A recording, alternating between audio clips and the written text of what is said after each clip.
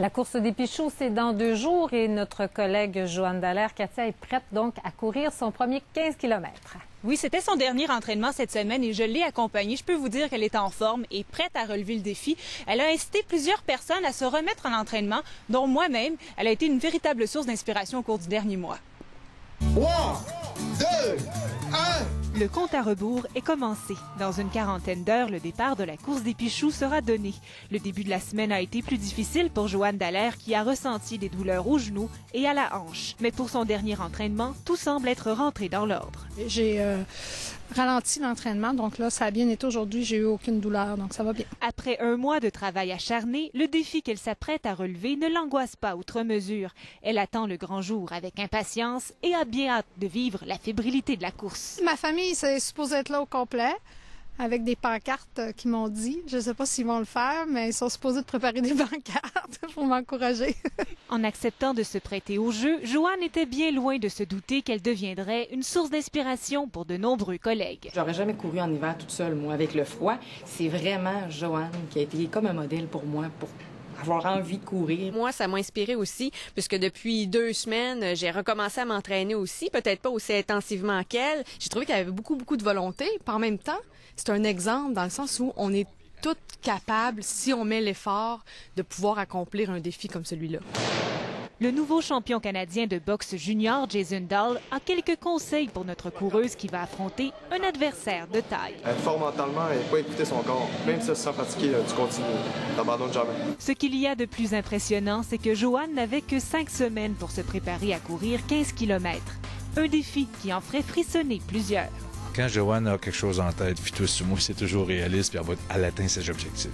Peu importe le chemin à suivre, je savais qu'elle réussirait. Moi, je ne l'aurais pas fait. Ça fait que je salue vraiment son courage. Elle est vraiment bonne de faire ça. Je salue vraiment son courage et puis je lui souhaite bonne chance. Bonne chance, Joanne, puis à tous ceux qui vont participer parce que je trouve ça beau. Plein de gens ont ça comme objectif, la course des Pichoux. Go, Joanne, on est tous derrière toi.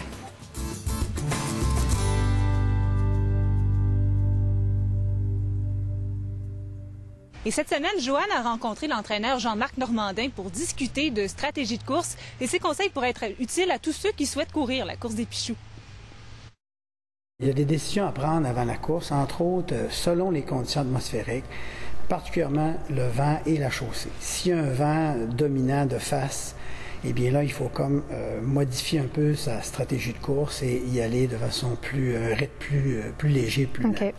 Au niveau de la surface, c'est la même chose. Si c'est une surface glissante, eh bien, il faudra tenir compte de ça, car la dépense énergétique, la difficulté de courir dans ces conditions-là sont plus difficiles. Deuxième point, faire attention parce que le plus important, c'est bien choisir le rythme. Il faut prendre le rythme qui vous appartient ou qui t'appartient dans ton cas, c'est-à-dire ne pas se laisser emporter ou tomber dans le piège des 5, 6 ou 700 participants qui, pour certains, vont partir à un rythme très rapide. Donc, il faut être conservateur, prudent et, je dirais même, peut-être partir légèrement plus lent qu'on voudrait partir pour ne pas se faire emporter par la masse de coureurs qui décolle assez rapidement. Il faut se faire une bulle, autrement dit. Absolument.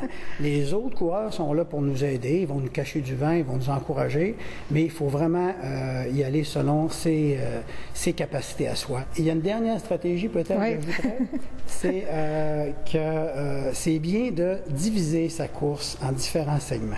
Alors, un 15 km, c'est gros comme distance à faire. Donc, une des stratégies, c'est peut-être se dire, bon, j'ai 3-5 km à faire.